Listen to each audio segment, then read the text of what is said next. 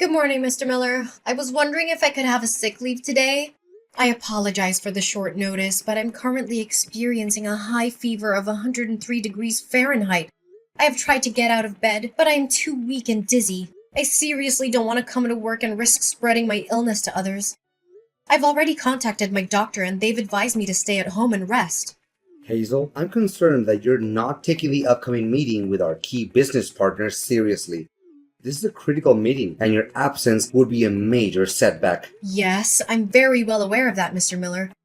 But my body just simply refuses to do as I want.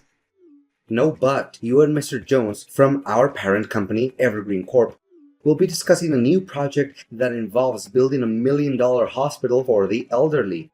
This project will be a significant contribution to our company's reputation on the market, and I believe your presence is essential to its success. Therefore, I will not allow you to be absent from your work today.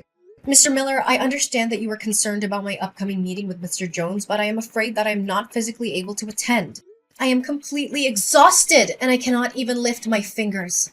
I'm worried that if I force myself to go to work, I will only make myself worse and I will not be able to contribute to the meeting effectively. On that account, I truly need a sick leave for today so I can rest and recover. Look, I don't care what your excuses are. You know very well that you're having an important meeting today, aren't you? I informed you about it 2 weeks in advance. So why don't you be a little less selfish and show up at work today for the sake of our company? If you want to ask for a day off, at least tell me 1 week earlier. You've been working for this company for at least 5 years, yet you still haven't got a good grasp of the company's rules and regulations? Mr. Miller, I know the company's rules like the back of my hand. But how can I predict when I'm about to be sick? That's impossible. So can you please somehow find another person to replace me for the meeting today? Caleb, maybe? Caleb? What are you talking about? He's enjoying a 1 week vacation with his family. Why would I want to disturb him? He has worked tirelessly and has made significant contributions to our company's success. He deserves to have some days off as a reward for his hard work. What? You agree to let him have 1 week off, but you don't even allow me to be absent for work for just 1 day? What kind of treatment is that? Is this the kind of attitude that you should adopt when talking to your boss? I apologize for my earlier outburst, Mr. Miller.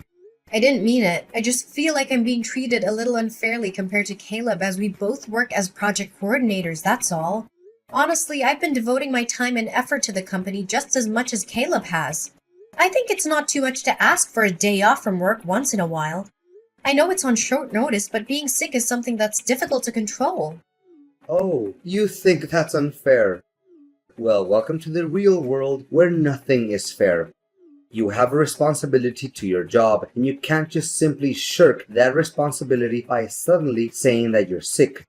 You know, if you feel like you're not up for the task, you could always just quit. No one is forcing you to stay. It's funny how you didn't complain about your salary when you were coasting along.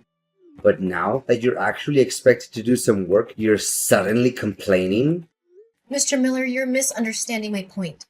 I love this job and it also provides me with good wages. I'm not trying to complain or say that I'm not up to the job's expectations.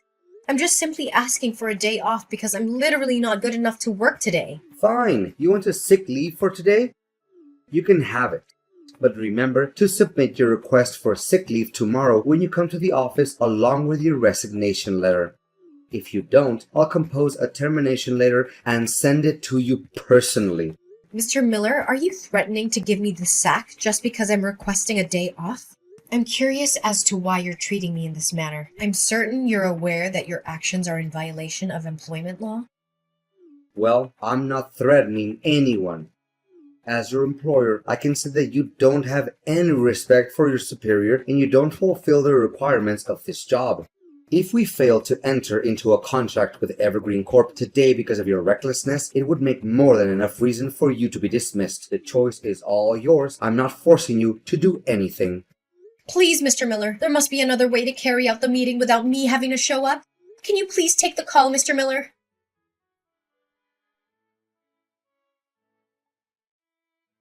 You've done a great job yesterday, Hazel. You got us another big contract. Your convincing skills have been instrumental in helping us win one contract after another. I must give you credit for that. Great, I'm glad everything worked out in the end. But I almost fainted after the meeting was over because the fever went really bad. Luckily, Mr. Jones figured that out and he took me to the hospital in time.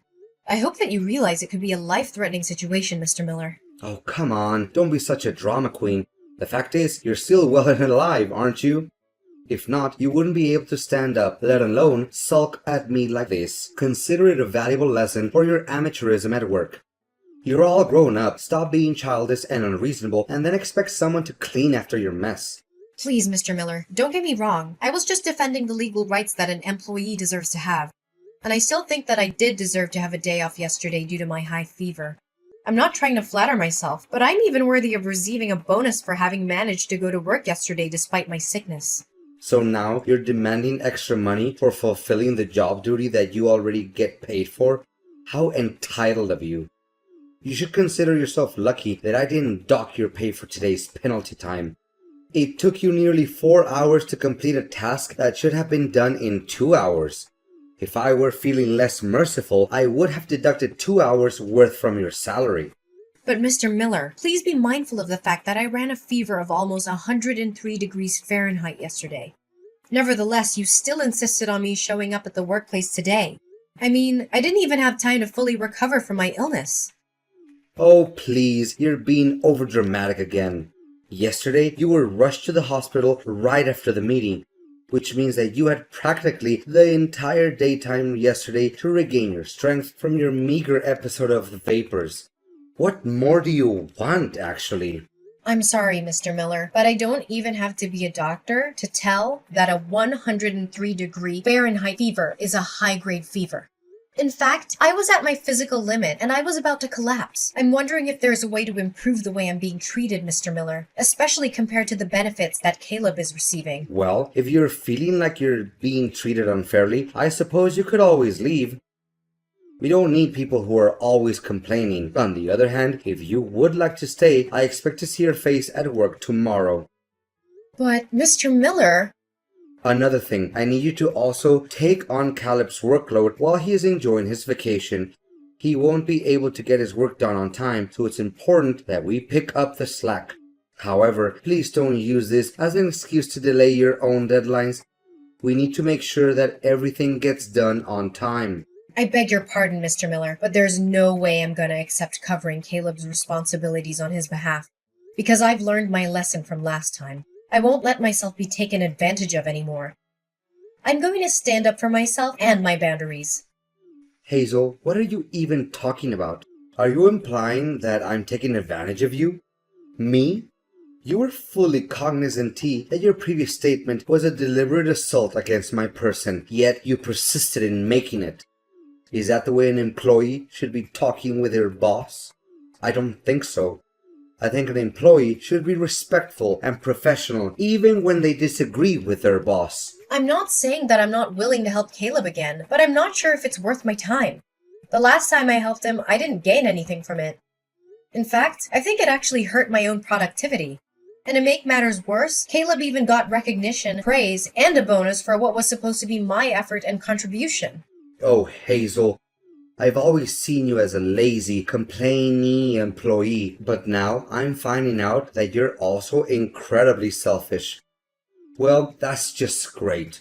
Honestly, why don't you just set aside your selfishness for once and do what I say for the good of the company?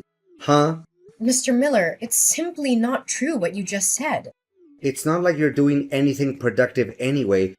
You're just sitting around complaining about how hard you have it. Well, guess what? Life is hard, and if you want to get ahead, you need to be willing to put in the work. So stop being so selfish and start thinking about the company.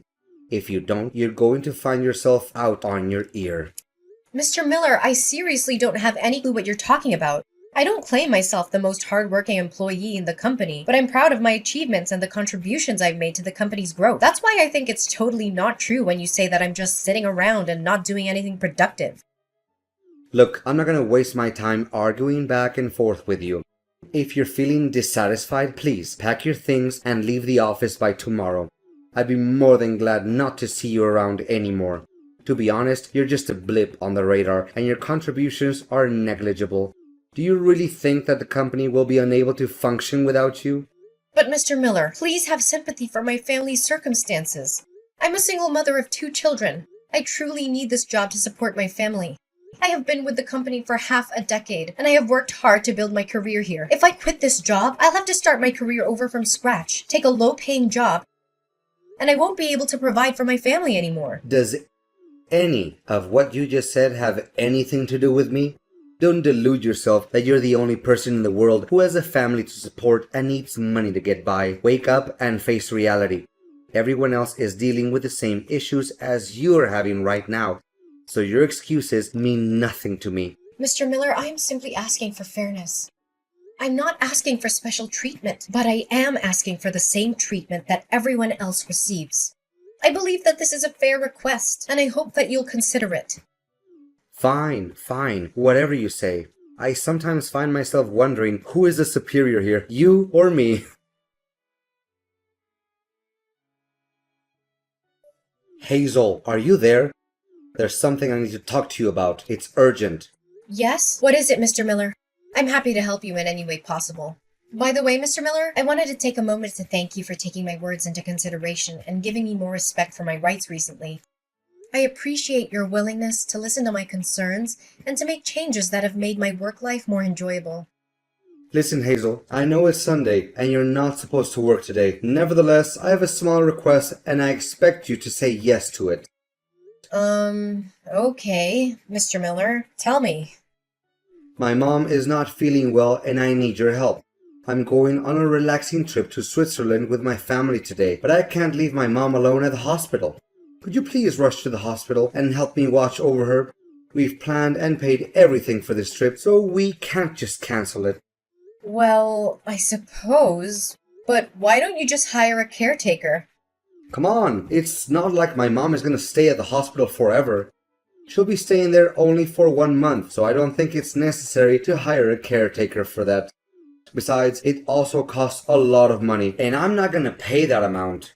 I know that hiring a private caretaker can be expensive, but I think it would be the best way to ensure your mom gets the care she needs. Besides, I'd appreciate it if you informed me a few days earlier so I have more time to prepare myself. No, I've already made up my mind. In fact, why should I waste my hard-earned money for some stupid caretakers when I already have you, my excellent employee? So, what do you say? If you agree, please go to Golden Years Hospital, room 305.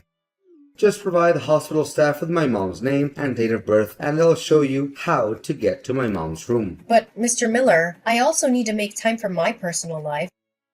I've been working hard all week, and I even have to work on a side job on Saturdays. Sunday is the only day that I have to relax and spend time with my friends and family. Tell me, what is more important than taking care of a vulnerable elderly woman like my mom? I presume that you also have a mother, correct? You should be able to understand this better than anyone else.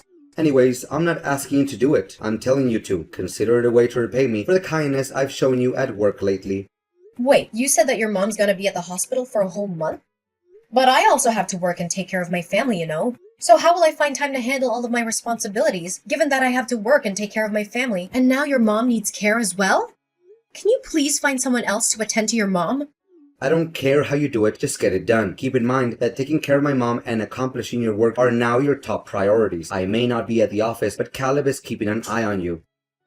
So don't even think that you can slack off by doing me a little favor. Mr. Miller, I think what you're asking of me is a little unreasonable. I've told you this 1,000,000 times, but you still force me to repeat myself for you. Don't interrupt me when I'm not finished talking. Anyways, I also expect you to clean my house once in a while. Caleb is having my house key, so you can come to him and ask for it. Another thing, if you have the slightest intention of stealing anything from me, forget about it. I have 24/7 surveillance cameras installed in every corner of my house, so you're not going to get away with anything.